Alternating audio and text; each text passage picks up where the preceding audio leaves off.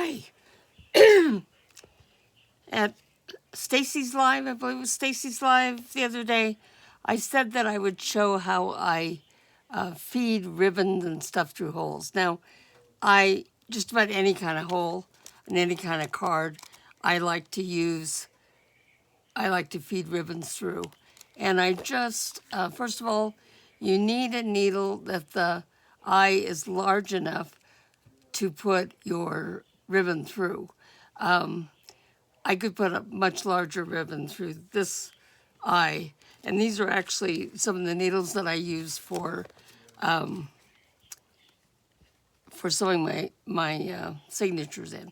But anyway, all you're going to do is take this and you're just going to weave the needle back and forth through there. If it's a longer needle, you just go through more. Whoops, I forgot. At the end, what I like to do is, oh my gosh, it's tearing. I must be being sloppy. Okay, let me just take this a little bit easier right here so it doesn't tear anymore. I can glue this ribbon down to keep it from tearing. Now the other thing is, do you like it twisted or do you like it flat? As you're doing it is the time to flatten it if you like it flat.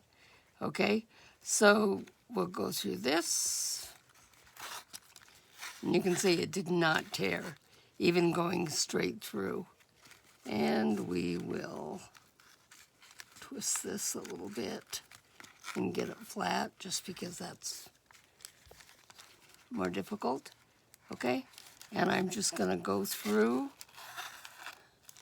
to the end the same way.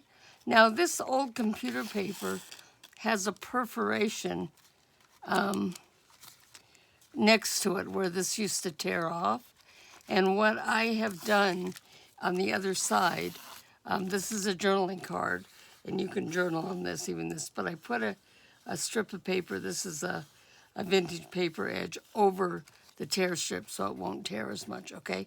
Now I'm going to go through this last hole, and I'm going to come back up through this one,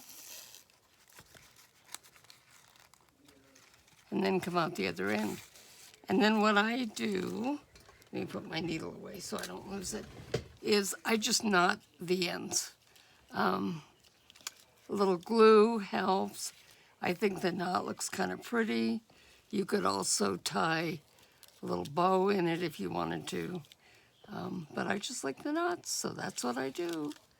Little knot at the end. I'll cut this off at a slant. I'll go up here to this one. Left this one a little short.